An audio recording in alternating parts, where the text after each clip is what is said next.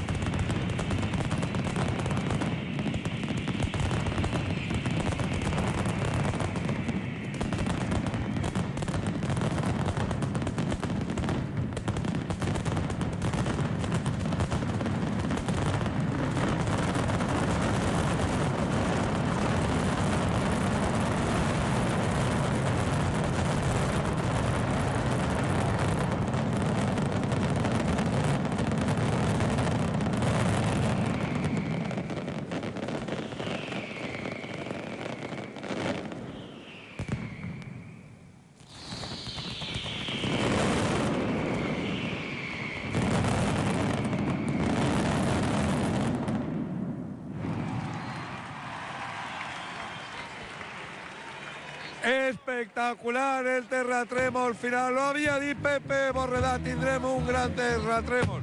Ha sigut així. Molt bé, la gent vibrant, la gent aplaudint, la gent acostant-se al recinte on es dispara la mascletà.